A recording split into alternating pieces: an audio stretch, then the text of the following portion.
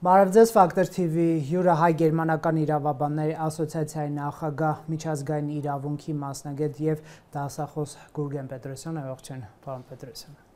Ողջույն, բարև ձեզ։ Պարոն Պետրոսյան, Հայաստանը եւ Ադրբեջանը դեռևս չեն կնքել խաղաղության համաձայնագիր, բայց դրա հավանականությունը կա եւ եթե այդ ստորագրությունները երկու երկրների ղեկավարները դնեն, քայլերից մեկը լինելու է այն, որ երկուսն էլ հետ են կանչելու միջազգային հայցերը իրար դեմ, ինչպես նաեւ պարտավորվելու են նոր հայցեր չներկայացնել հին վաղեմության դեպքերի վերաբերյալ, եթե այս հարցին այսպես մոտենանք հանուն խաղաղության հարցի համատեքստում, չարժի հանուն խաղաղության գնալ այո ոչ պոպուլյար, միգուցե զինաթափող առաջին հայացքից քայլի։ Հարցը հենց դրանում է, արդյոք այդ պարտավորությունը, որը երկու պետությունները իրար միջև ձեռք են բերելու այդ պայմանագրի միջոցով, արդյոք դա բերելու է խաղաղության։ Ես բացարձակ չեմ կարծում, որ առանց արդարադատության խաղաղություն հնարավոր է, որովհետև հարկավոր է սահմանել այն վերջնակիցը կամ այն գիծը, թե ինչ է տեղի ունեցել անցյալում, որպեսզի դա եւս մեկ անգամ չկրկնվի։ Մենք ունեցել ենք պատմության մեջ բազում դեպքեր, եւ որ այս մեծ հակամարտություններից հետո արդարադատություն է տեղի ունեցել կոնկրետ անձանց նկատմամբ, ովքեր որ կատարել են չարագործություններ, կամ պետությունների նկատմամբ, ովքեր որ կատարել են միջազգային իրավունքի ոտնահարումներ կամ խախտումներ։ Եվ առանց այդ նշաձողի հնարավոր չէ գնալ խաղաղության, որովհետև ժողովուրդները, ովքեր որ իրար դեմ հակամարտում են, իրանք լցված են վրեժով, իրանք լցված են ցասումով իրար նկատմամբ, եւ մինչեւ այդտեղ չլինի արդարադատություն, հնարավոր չէ խաղաղության որպես այդպեսին հասնել։ Խաղաղությունը երկնքից չի ընկնում երկու ժողովուրդների համար եւ այսուհետ մենք իրարից իրար հետ լավ ենք։ Ոչ պետք է։ Պարոն Պետրոսյան, շատ լավ, ներողություն եմ խնդրում։ Այս հարցը քննարկելիս ես նկատել եմ, որ մենք ունենք միակողմանի մոտեցում։ Այն իմաստով, որ մենք կարծում ենք, որ այս հայցերի արդյունքում Ադրբեջանը եւ ադրբեջանցիների ռազմաքաղաքական ղեկավարություն պատժվելու է եւ մենք զրկվում ենք մեր գործիքից։ Դա չեմ բացառում այդ սցենարը, հա, ինչպես դուք նշեցիք, եղել են կոնֆլիկտներ, պատմություններ, որ այդպիսի բան եղել է, բայց մենք մտավախության տեղ ունենք, թե չէ, որովհետեւ եթե դատարանը միջազգային է, քրեական է, հեղինակավոր է եւ անկախ է, օբյեկտիվ է, կարող են նաև մեր դեմ հայցեր ներկայացնել, մեզնից պահանջել ինչ-որ մարդկանց հանձնել, սա կարծես երկում սուր լինի, հա, այս մասով մենք հանգիստ ենք, ունենք երաշխիքներ, որ նման պահանջներ մեզ չեն լինի։ Այստեղ իրավաբանական հետաքրքրություններ կա։ Նախ այն ինչի մասին դուք խոսում եք, ունի երկու ճանապարհ։ Մեկը դա պետական պատասխանատվությունն է, մյուսը վերաբերում է քրեական պատասխանատվությանը։ Անձանց այսպես։ Անձանց քրեական պատասխանատվություն։ Եվ այստեղ Հայաստանի Հանրապետությունը անդամակցել է միջազգային քրեական դատարանին 2024 թվականի մարտի 1-ից եւ ճանաչել է հետադարձ ուժով 2022 թվականի մայիսյան դեպքերից ի վեր։ Դա նշանակում է, որ միջազգային քրեական դատարանի յուրիսդիկցիան տարածում է զուտ մենակ այդ սահմանագծով, այսինքն այն բոլոր գործողությունների նկատմամբ, որոնք տեղի ունեցել 2022 թվականի մայիսի 10-ից 21 կամ 22 թվականի մայիսի 10-ից Հայաստանի Հանրապետության տարածքում։ Եվ այստեղ եթե կան այնպիսի դեպքեր, որտեղ որ միջազգային քրեական դատարանի դատախազը որևիցե կասկածներ կարող է ունենալ, որ կատարվել են հանցագործություններ հայկական կողմից, ապա այստեղ պարտավորություն է Հայաստանը ձեռք բերել, որ ինքնուրույն այդ դատավարությունները վարել։ Եվ միայն իր անկարողության դեպքում կարող է միջազգային քրեականը այստեղ ներգործություն ունենալ։ Վերցեք, ես Արցախյան նախորդ պատերազմի վերաբերյալ էի Դրա վրա չի ասում միջազգային քրեական դատարանը։ Իսկ մեր հայաստանյան հայցերը կխնդրեմ նաև հեռուստադիտողի համար պարզաբանել, ինչ դեպքերի իրադարձությունների են վերաբերում եւ արդյոք եթե ասենք 20 թվականի պատերազմն է կամ Հայաստանի տարածքների օկուպացիաներ, գերիների գնդակառություններ եւ այլն, Ադրբեջանը չի կարող նույնատիպ իրադարձություններ վերաբերյալ Հայաստանի դեմ հայց ներկայացնել։ Այն հայցերը, որոնց շուրջ քննարկումները գնում են, դրանք վերաբերում են պետական պատասխանատվություն, այսինքն պետությունն է որպես այդպեսին պատասխանատու կոնկրետ իրավախախտման համար, անձի պատասխանատվության մասին մենք չենք խոսում։ Այդ հայցերը վերաբերում են մասնավորապես Ադրբեջանի կողմից վարած ռասայական խտրականության վերաբերյալ, որը արկա է Ադրբեջանում բազում տարիներ։ Եվ այստեղ կապը գնում է ոչ միայն Արցախի նկատմամբ, այլ հայ տեսակի վերաբերյալ հայ ժողովրդի նկատմամբ անկախ նրանից թե ինքը որտեղ է գտնվում։ Էթնիկ հիմքով խտրականությանն է։ Այո, այսինքն դա կլինի Արցախից, դա կլինի Սփյուռքից, դա կլինի Հայաստանի Հանրապետության հայ նկատմամբ է տեղի ունենում այդ ատելությունը, որ կա Ադրբեջանում։ Սա է ամբողջ հայցը, որը գնում է միջազգային արտադրության դատարանում։ Մենք ունենք նաև հայցեր մարդու իրավունքների եվրոպական դատարանում, այնտեղ արդեն վերաբերում է պատերազմին եւ պատերազմի ընթացքում տեղի ունեցող այն մարդու իրավունքների խախտումներին, որոնք վերաբերում են Եվրոպայի կոնվենցիայով տրված է ցանկացած անձին, ով գտնվում է որոշակի պետության սահմաններում։ Եվ այստեղ խոսքը գնում է Ադրբեջանի մասին, բայց այս խախտումները նույնպես պետական պատասխանատվություն են իրենց պահանջում։ Մենք ունենք բազում տեսակի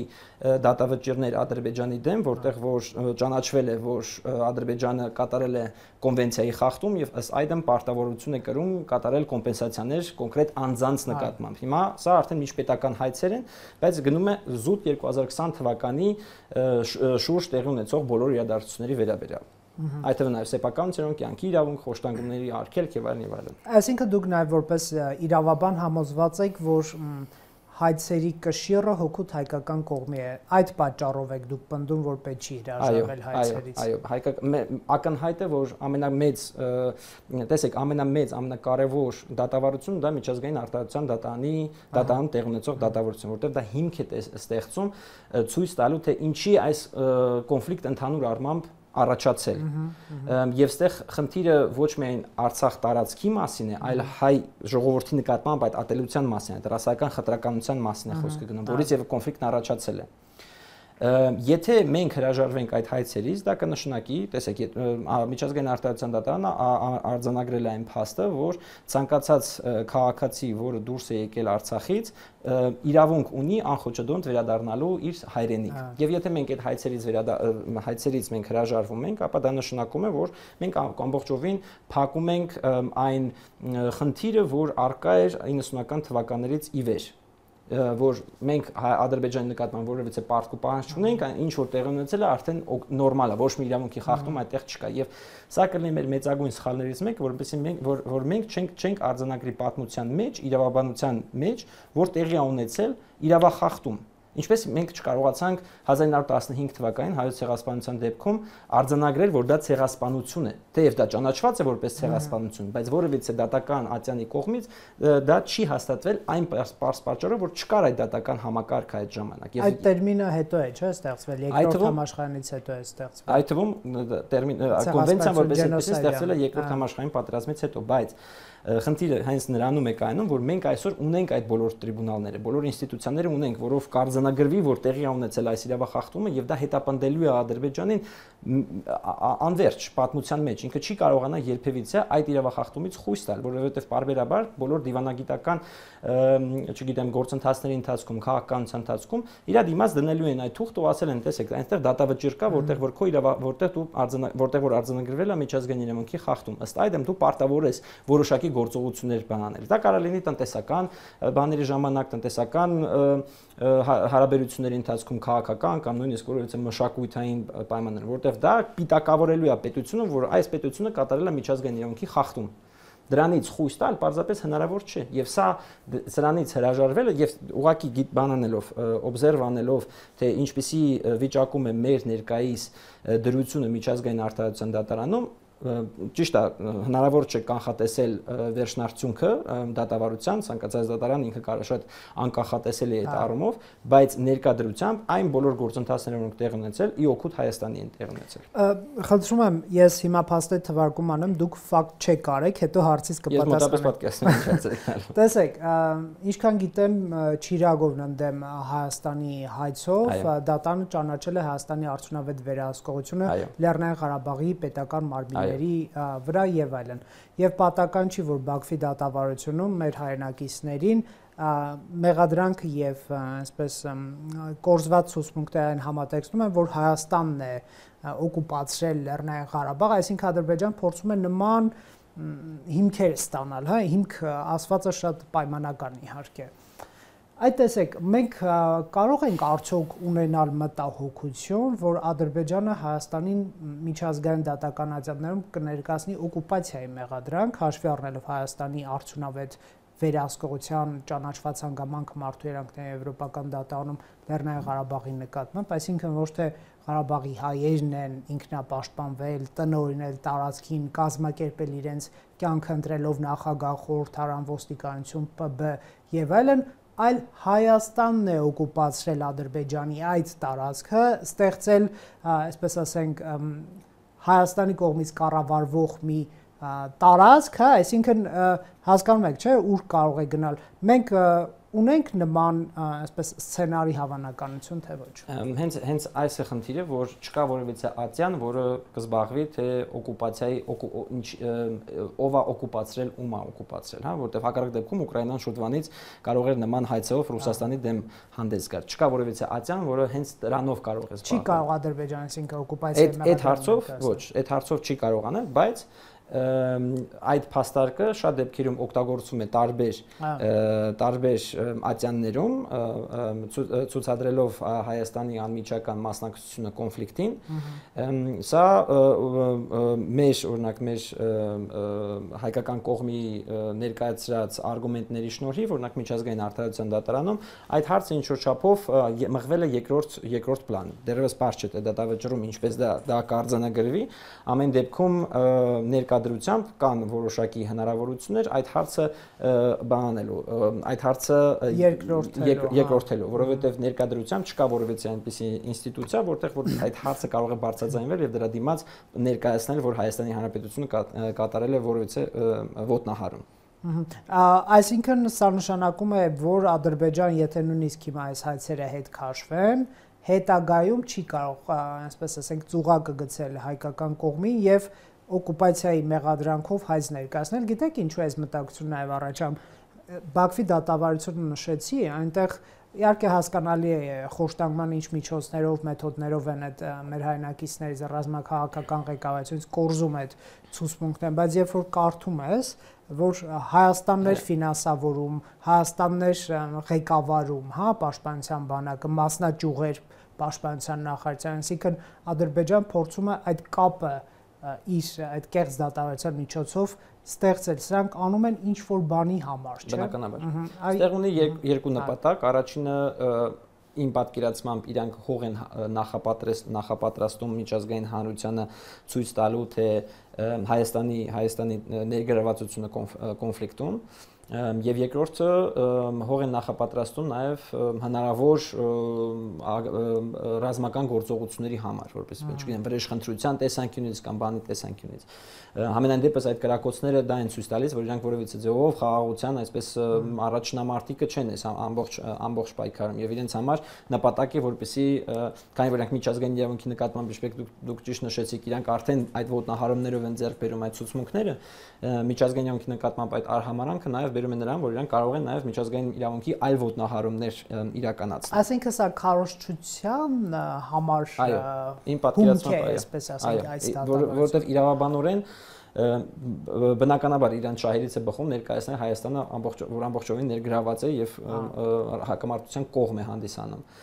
բայց թե ինչպես իրենք կարող են միջազգային անձյաններում որպես երկրորդական փաստարկներում դա կարողանալ ապացուցել եւ դատարանը գային եզրահանգման, որ այո Հայաստանը իրականում հակամարտության կողմ է թե ոչ, դա մի փոքր արդեն այլ հարց է։ Շատ լավ, Հայաստանը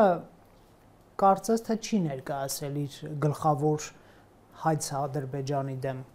Ադրբեջանի ռազմաքաղաքական ղեկավարության կողմից համակարգումը, պատերազմների սանձազերծումը, բռնի տեղահանությունը, այսինքն նաև Հռոմի ստատուտը, երբ որ վավերացվեց, Հայաստանի իշխանությունը ամեն դեպքում ակնարկում է, որ դա ոչ միայն այո պաշտպանական բնույթ ունի, թույլ չտալ Հայաստանի դեմ ռազմական ագրեսիաներ եւ պատերազմներ, այլև ասում են Ալիևի հանցագործությունները պատժելու միջոց է եւ այլ։ Կարելի է ասել, որ այս շանսը հայկական կողմը իր ձեռքին պահում է։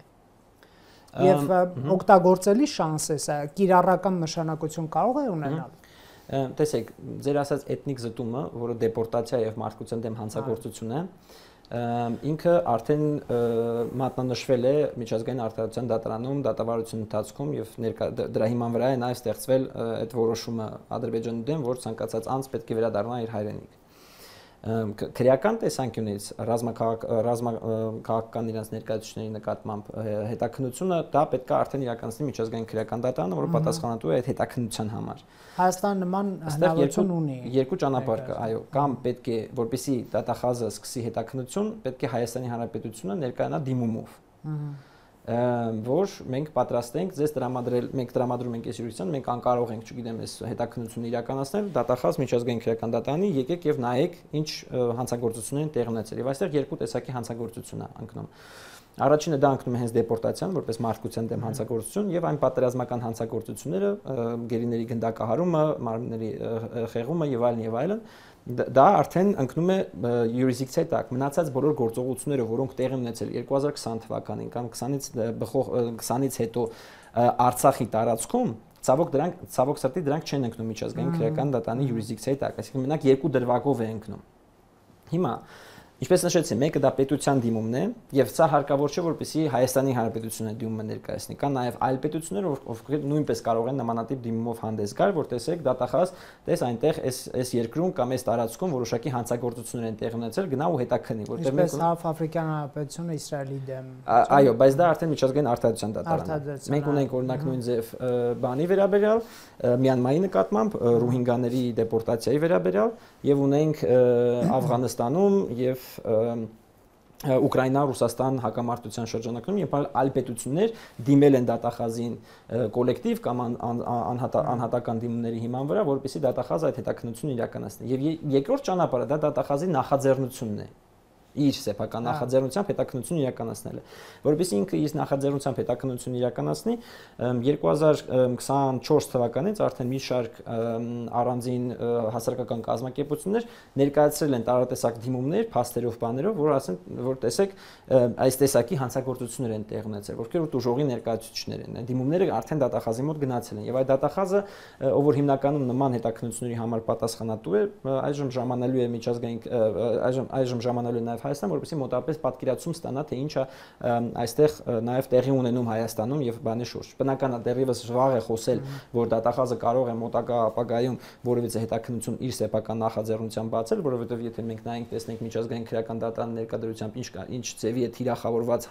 տարբեր այլ պետությունների կողմից, ապա դժվար է ասել, որ դատախազը հիմա ինքը իր նախաձեռնությամբ կարող է սկսել, որտեղ դա իր կամահայտնությունն է սկսել, թե չսկսել։ Իսկ եթե պետությունն է արդեն դիմումը ներկայացնում, ապա այստեղ դատախազը պարտավորված է այդ հետաքննությունը սկսելու։ Շատ լավ, պարոն Պետրոսյան, տեսեք, մենք Հայաստան չափազանց լուրջ ենք վերաբերում միջազգային իրավական ատյաններին։ Մինչդեռ կարող ենք տեսնել, ասենք Միացյալ Նահանգների նոր վարչակազմի, պատժամիջոց կիրառի միջազգային քրեական դատարանի նկատմամբ Նեթանյահուի դեմ իրավական պրոցեսների մասով եւ հատկապես այս միջազգային քաղաքական շփոթը, որ ստեղծվել է, չգիտեմ, քաոսը կամ անհասկանալի իրողություններ, երբ որ միջազգային իրավունքը կարծես ոտնահարվում է ամենուր եւ հետևանքներ չեն լինում, որոշակի վտանգ չկա արժեզրկման այս ինստիտուտների։ Ստացվում է ուժն է գերիշխում աշխարհում, պարոն Պետրոսյան, ձեր մասնագիտությունը հնացել է։ Այլևս պետք չէ որևէ մեկի ձեր մասնագիտությունը, որովհետև կան քաղաքական գործիչներ, դիվանագետներ, բանակներ, զինվորներ, որոնք պարզում են պետությունների միջև հարաբերությունները եւ միջազգային իրավունքը դրվում է մի կողմ։ Շատ լավ հարց եք տալիս։ Այո, միջազգային իրավունքը հիմա ինչ որ չափով փորձում է իրեն իր տեղը վերագտնել այդպես է համարում բոլոր բաներում, կոնֆլիկտներում, որովհետև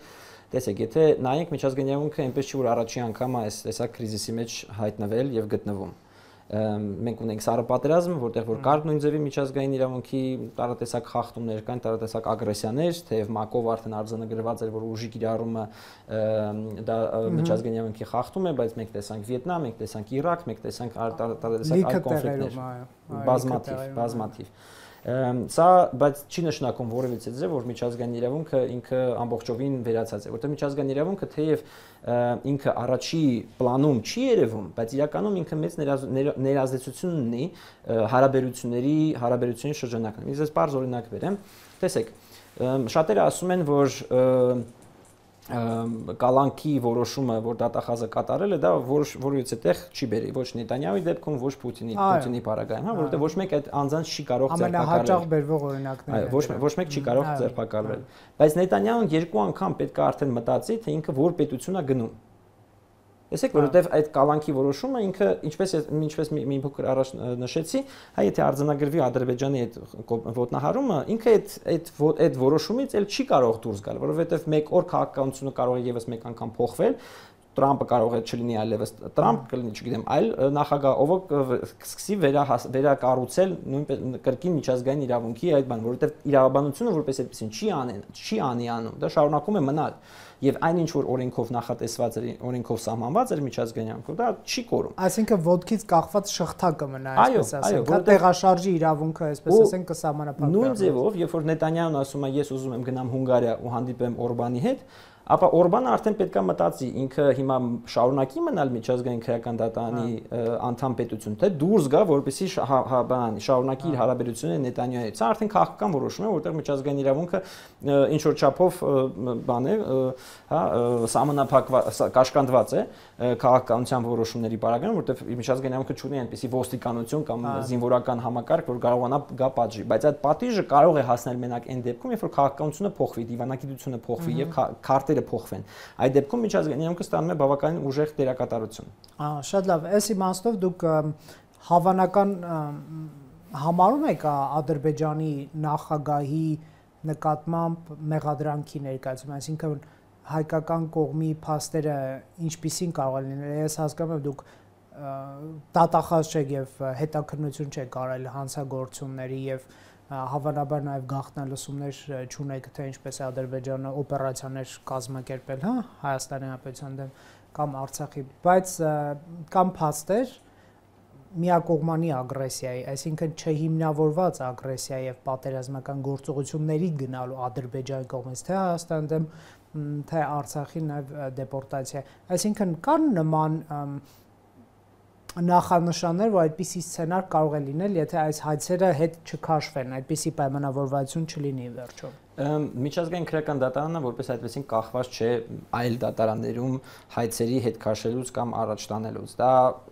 լրիվ անկախ մարմին է եւ մարդկության դեմ հանցագործությունը, որ տեղի ունեցել, մասնավորապես դեպորտացիայի շրջանակներում, որտեղ որ 120,000 տուժող կա որպես այդպեսին, սա արդեն հիմք է, կասկած է հարուցում դատախազի մոտ, որ տեղի ունեցել միջազգային հանցագործություն։ Եվ արդեն սա որ երբ որ մտնի արդեն հետաքննության փուլ, ապա այո, հնարավոր է, որ դեպորտացիայի շրջանակներում անձինք ենթարկվեն քրեական պատասխանատվության։ Մենք ունենք այսպիսի դեպքեր, երբ թեև թվում էր անհավանական, որ միջազգային քրեական դատարանը կարող է հետաքննության արդյունքում գալ որոշակի երկրի ղեկավարի նկատմամբ կալանքի որոշմամբ, բայց մենք տեսնում ենք, որ Մյանմայի ռազմական խունտայի նախագահի նկատմամբ ունենք կալանքի որոշում, մենք ունենք Աֆղանստանի տալիբանների նկատմամբ որոշում, մենք ունենք Նետանյահուի նկատմամբ որոշում, պլյուս դրան գումարած Գազայի Համասի ներկայացուցիչների նկատմամբ, ունենք Պուտինի նկատմամբ, այսինքն այս մենակ այս երկու տարվա ընթացքում մենք ունենք մենակ 4 երկրի ղեկավար, ովքեր որ կալանքի որոշում արդեն ունեն եւ իրենց բանը իրենց գործը այս մնալու է միջազգային քրեական դատարան։ Ոչ մեկ չէր մտածում, որ մեկ օր Ֆիլիպինների նախագահը կարող է ձերբակալվել եւ ներկայանալ Հագա լսումների իր դատական բանի իր մեղադրանքի վերաբերյալ։ Եվ դա 2016-17 թիվն էր, երբ որ առաջի անգամ միջազգային քրեական դատարանի դատախազը Ֆիլիպինների նախագահի Դուտերտեի նկատմամբ կայացրեց որոշում կալանքի, եւ բոլորը ասում են ոչ մեկ Դուտերտեին չի կարող ձերբակալել։ Եվ Դուտերտեն ինքը անձամբ ասում էր, որ ես հենց այս պահից դուրս եմ գալիս միջազգային քրեական դատարանի բանից, յուրիսդիկցիայից եւ անդամ չեմ լինելու այդ բանի։ Անդամենը մի քանի ամիս առաջ ինքը ձերբակալվեց, որովհետեւ արդեն այլևս ինքը նախագահ չէր եւ ներկայացավ Հագա իր մեղադրանքը լսելու եւ իր դատավարությունը ստանձնելու։ Այսինքն միջազգային իրավունքը միանգամից չի գործում, դա ժամանակի մեջ է գործում եւ դա շատ երկարակյաց ժամանակապրոցես է։ Այլևս մասով ձեր կանխատեսումները ինչպիսին են այդ իմաստով։ Հավանական է, տեսականորեն հավանական է, պրակտիկորեն ես չեմ կարող ասել, չեմ կարող կանխատեսել, թե ինչպիսի քաղաքական փոփոխություններ կլինեն Ադրբեջանում եւ արդյոք կլինեն դրանք ներկայդրությամբ։ Շատ դժվար է հիմա որպես իրավաբան դա կանխատեսել, բայց այն որ այդ գործիքը կա եւ այդ գործիքից հարկավոր է օգտվել, դա մեծ նշանակություն ունի եւ դա անխոս ես չեմ կարող ասել, որ չէ պետք է հրաժարվել այդ բոլոր ատյաններից, որովհետև այդ ատյանները գոյություն են, կան բազմատեսակ կոնվենցիաներ, որոնք խախտվել են Ադրբեջանի կողմից եւ այդտեղ մենք պետք է հնարավորինս իրենց համար դժվարություններ ստեղծենք, որովհետև քաղաքականության մեջ Ադրբեջանը ստիպված է լինելու այդ դժվարությունները խոտ բանել, հաղթահարել։ Հա, ինչպես եթե տեսնենք քաղաքականությունը Ադրբեջանի, իրանք բարբերաբար մեր առաջ դժվարություններ են ստեղծում։ Ամեն անգամ դա կլինի, չգիտեմ, տարածքների վերադարձ, դա կլինի փախստականների վերադարձ, ես իմ սեփականության սահմանադրություն փոխել, այսինքն տեսեք, իրանք բարբերաբար մեզ համար դժվարություններ են ստեղծում, որոնք բերում են հասարակության մեջ քննարկումների եւ հասկանալու թե ինչպես ներքին ցնցումները ներքին ցնցումների եւ դա նաեւ պահանջում է որոշակի պատասխան, ոնց ինչպես ենք մենք ներգրավել բանանելու պայքարելու այդ պահանջների դեմ, բայց մենք նույն ձևի պահանջներ Ադրբեջանի դեմ չենք ներկայացնում, այն պարագայում է, որ այդ պահանջների ցանկը բավականին շատ է, որտեղ կա խոշտանգումների մասին խոշտանգումների դեմ կոնվենցիա, ունենք այդ ռասայական խնդրականության դեմ կոնվենցիան, այդ կոնվենցիաների շարքը շատ է, որտեղ մենք կարող ենք նույն տեսակ իրավաբանորեն իրանցից որոշ դատավարություն եկան։ Դատավարությունները իրանք իհարկե հեշտ չեն եւ շատ ծախսատար են, բայց դա միակ գործիքն է, իրավունքն է միակ գործիքը, որը մենք մեր ներկայությամբ կարող ենք կիրառել Ադրբեջանի դեմ, պահանջելով իր համար ստեղծելով դժվարություններ, որտեղ իրանք էլ բան չեն, իրանք էլ են շատ խելամիտ այդ հարցում, հա, տեսեք, իրանք արբիտրաժ են ներկայացնում, իրանք պահանջում են կոմպենսացիաներ տարբեր բաների համար։ Նույն բանը մենք կարող ենք անել, այն պարագայում է, որ մենք ունենք այդ բոլոր հնարավորությունները դա անելու։ Եվ երբ որ միայն Ադրբեջանի այդ հայցերի դեմ մենակ մնանք, նշանակում է միակողմանի պահանջներ կան եւ Հայաստան ունենալով հիմքեր պահանջներ չի ներկայացնում, հա։ Այսինքն եթե Ադրբեջանը հայցեր ներկայացնում, հայկական կողմը ձեռնպահ է մնում, նշանակում է միակողմանի է այդ process-ը, այսինքն այդտեղ եք խնդիր տեսնում, որ ինքը իր գործիքակազմերը օգտագործի, հայկական կողմը ոչ։ Դե ինքը գործիքակազմերը քաղաքական մակարդակով է հիմնականում օգտագործում, իրավաբանական կոնտեքստում ինքը ավելի շուտ փորձում է հայլային դիմումներ ներկայացնել, այսինքն կներեք նույն ձևով ռասայական խտրականություն ինքը ասում է որ Հայաստանում էլ է ռասայական խտրականություն ադրբեջանցիների նկատմամբ տեղի ունեցել 30-90-ականներից ի վեր, որը միջազգային արտադրության դատարանում ներկայությամբ շատ բան է նեղացել է իրանց հայցի քննարկման շրջանակը, որը նաև մեզ է հնարավորություն տալիս ավելի լավ, ավելի ստրատեգիապես ճիշտ մոտիկանալ այդ իրանց կողմից բերված հայցերին։ Ինչ վերաբերում է Միեդում Մարտիրոսյանի եվրոպական դատարանում, ապա այնտեղ նույնպես պատերազմական գործողությունների ընթացքում կատարված մարտիրոսների խախտումների մասին է, ճիշտ այն դրանք բան չեն, հանրային բաներ չեն, գործընթացներ չեն, շատ մանրամասների մասին այդտեղ տեղյակ չեմ։ Դա կարծում եմ համապատասխան անձանց կարող եք այդ հարցը տալ, բայց այնտեղ նույնպես ըստ իս ավելի վատ դիրքում են իրան գտնվում, քան թե Հայաստանի Հանրապետությունը։ Դա հաշվի առնելով ընդդիմանում եք միջազգային հայցերը։ Այո, իրանք փորձում են այդպիսի պատկեր ստեղծել, որ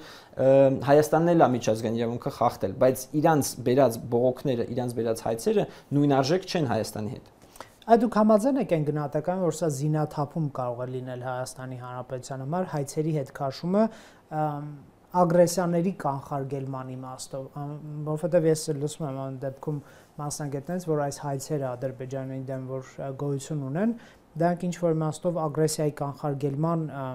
նշանակություն ունեն։ Արդյոք դա գործնական իմաստ ունի ընդհանրապես։ Խոսելով ագրեսիայից շատ լավ բան եք բարձրացնում։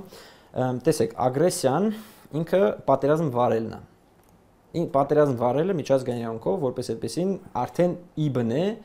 արգելված է, որտեղ ոչ մի պետություն ագրեսիա ներկայությամբ չի իրականացնում։ Բոլորը ասում են, որ դա ագրեսիա չի, այլ չգիտեմ, ինքնապաշտպանություն է եւ այլն եւ այլն։ Այո, տարբեր ստեր են հորինում, այսպես հարձակվել են ինձ վրա, ես պատասխանում եմ։ Նույն ձևով Ադրբեջանը 2020 թվականի 44-օրյա պատերազմից առաջ ներկայացնում էր իբր հայկական կողմն է նախահարձակ եղել եւ իրանք պատժիչ գործողություններ են գնացել։ Ինչպես ցանկացած այս փոքրիկ ընդհարումների դեպքում իրանք փորձում են դա այդպես ներկայացնել։ Հիմա ագրեսիան լինելով միջազգային իրավունքի կոպիտ խախտում, ինքը նաև հանցագործություն է։ Այսինքն, երբ որ պետության ղեկավարը հրամայում է իր զորքերին գնալ այլ պետության տարածքում մարտնչել, դա ինքը արդեն հանցագործություն է տեղում։ Դա ընկնում է նաև միջազգային քրեական դատարանի յուրիսդիկցիայի տակ, բայց հայկական կողմը դեռևս չի անդամակցել այդ դրվագին, այսինքն այդ հատվածին միջազգային քրեական դատարանին, որով ինքը ասում է, որ մենք միգուցե եւ կարող ենք ագրեսիա իրականացնել։ տեսականորեն, հա, իրավաբանական տերմինոլոգիայով, այսինքն որևիցե մեկը չի պատժվի ագրեսիայի համար, եթե հայկական կողմը ենթադրենք մեկ օր հարձակողական գործողությունների գնա։ Բայց մեր անդամակցությունը մեր չանդամակցությունը այդ հատվածին պայմանավորված է զուտ նրանով, որ դա կոնկրետ մեկ պետությանն է շղթայում ագրեսիայի հանցագործություն չկատարել։ Բայց եթե պետությունը ինքը ենթարկվում է ագրեսիայի, ապա միջազգային քրեական դատարանը չունի յուրիսդիկցիա այդ դրվագով, այսինքն եթե Հայաստանի նկատմամբ ինչ որ մի պետություն ագրեսիա իրականացնի, ապա միջազգային քրեական դատարանը չի կարող այդ գործով հետաքննություն իրականացնել եւ պատժել ինչ որ մեկին։ Այսինքն Հայաստանը չի ուզում միակողմանի զիջել ագրեսիայի, այսպես ասած, չգնալու հարցը։ Այո։ Հիմա ներկայությամբ հաշվի առնելով այս ռուս-ուկրաինական կոնֆլիկտը միջազգային քրեական դատարանի շրջանակներում տեղի ունենում ռեֆորմներ, հենց ագրեսիայի դրվագով, որը թույլ է տալու անդամ պետության տուժող անդամ պետության վերաբերյալ հետաքննություն իրականացնել, այսինքն եթե Հայաստանը անդամակցում է միջազգային քրեական դատարանին եւ ենթարկվել է հարևանի կողմից ագրեսիայի, ապա միջազգային քրեական դատարանը հարևանի երկրի ղեկավարի նկատմամբ կարող է հետաքննություն սկսել։ Ամբողջ ռեֆորմը այս տարի հենց այս թեմայի վերաբերյալ է գնում։ Սա իհարկե նպատակ էր հետապնդում ի սկզբանե դեռևս 2 տարի առաջվանից հաշվի առնելով, որ ռուս-ուկրաինական կոնֆլիկտը նույնպես միջազգային քրեական դատարանը սահմանափակված է Ռուսաստանի նկատմամբ ագրեսիայի հանցագործությունը կիրառելուց, այս ռեֆորմի շրջանակներում սա կարող է այդ ճանապարհը բացել, որ ագրեսիան որպես այդպեսին դառնա միջազգային քրեական դատարանի քննարկման առարկա։ Թե ինչպեսի հանգուցալուծում սա կունենա, դեռևս պարզ չէ, բայց հարկավոր է որպեսզի հայկական կողմը լինելով անդամ պետություն ինքը ակտիվ մասնակցություն ունենա այս ագրեսիայի հանցագործության քննարկումներին եւ իր մոտեցումները ներկայացնել իր համար շահավետ բաներով, ելքերով։ Եւ նաեւ անդամակցի այդ կտորին եւս նկատի։ Եթե այդ ռեֆորմը տեղի ունենա, ապա Հայաստանի շահերից է բխում, որ Հայաստանը ամբողջովին միանա այդ հատվածին, այդ ագրեսիայի հանցագործությանը։ Հիմա քանի որ ամբողջ աշխարհով միջազգային քրեական դատարանի շրջանակներում այս ագրեսիայի շուրջ քննարկումներ են տեղի ունենում, ճշմարտության եւ արտադրության կենտրոնը նույնպես կազմակերպում է կոնֆերանս, որտեղ որ այդ բոլոր մասնակիցները, ովքեր որ ռեֆորմին են մասնակցում եւ իրենք են դրաֆտանում այդ հատվածը, գալու են Երևան եւ երբ է տեղի ունենում կոնֆերանսը։ Վաղը սկսում է, վաղվանից, այսինքն ամսի 4-ից մինչև հունիսի 6-ը այդ քննարկումներն են տեղի ունենալու մատնեդարանում, հենց այդ մասնակիցների ներկայությամբ, որպեսզի իրանք էլ նաև պատկերացում ստանան, թե Հայաստանը ինչ սպառնալիքների առաջ է կանգնած, որովհետև Հայաստանը գտնվում է այդ ագրեսիայի սպառնալիքի տակ, հա, պարբերաբար Ադրբեջանը ասում է այս տարվա սկզբին ասել էր, եթե հայկական կողմը չվերացնի այն ֆաշիզմը, որը տեղի ունի, հա, տեղ ունի Հայաստանում, ապա ինքը այդ ֆաշիզմը կվերացնի։ Այսինքն սա ակնհայտ սպառնալիք է Հայաստանի նկատմամբ հայտարարության, որ ինքը պատրաստվում է ագրեսիվ գործողությունների գնալ Հայաստանի նկատմամբ։ Եվ այսպես տեսակ մեսեջները, որ հարևան երկրի ղեկավարը պարբերաբար տալիս է, դա ուղղակի սպառնալիք է ագրեսիայի։ Եվ սա ես ճիշտ հասկացա ամփոփելով միջազգային իրավական գործիքակազմ է ագրեսիայից պաշտպանվելու։ Այո։ Բայց նաև ունի երկու նպատակ։ Տեսեք, եթե դու անդամակցում ես այդ գործիքակազմին, նշանակում է դու քեզ շղթայում ես, որ դու ագրեսիվ գործողության չես գնալու, որտեղ Բայց ինքնապաշտպանության իրավունքից չես զրկվի բնականաբար։ Ագրեսիան պաշտպանվելը չի էլի, այսինքն պաշտպանվելը դեռ ագրեսիա չի ամեն դեպքում։ Դե արդեն դա պետք է հաշվի առնել, թե ինչ կոնտեքստում է բանը։ Եթե քո տարածք է ներխուժում եւ դու հարձակում ես կատարում եւ մտնում ես արդյունքում իր տարածք, միգուցե դա արդեն ագրեսիա կարող է լինել, հա, նույն ձևով ուկրաինա-ռուսական այս հակամարտության շրջանակներում ունակ շատ պետություններ թույլ չեն տալիս Ուկրաինային գործողությունները տեղափոխել Ռուսաստան, որտեղ դա արդեն ագրեսիան կփոխվի արդեն, ով է թե ում նկատմամբ ագրեսիվ գործողություն իրականացնում։ Այսինքն քաղաքական հարց է նաև միանալ այդ կտորին։ Բնականաբար, բայց տեսեք, եթե դու միանում ես այդ կտորին, դու քեզ բան ես անում, շղթայում ես ու նույն ձև եթե հակառակ կողմը բարբերաբար բերում է միջազգային խաղաղության պայմանագիրը չստորագրվելու դրդապատճառը այն, որ Հայաստանը նպատակ ունի ագրեսիվ գործողություն իրականացնի Ադրբեջանի դեմ, ապա միանալով դրան դա արդեն մեսեջ է իրան, որ մենք չենք կարող դա անել, որովհետև մեր նկատմամբ քրեական հետապնդում կսկսվի։ Այո։ Հասկանալի է, շնորհակալ եմ հետաքրքիր զրույցի համար, պարոն Պետրոսյան։ Factor TV-ում հյուրընկալել էին Գուրգեն Պետրոսյանը։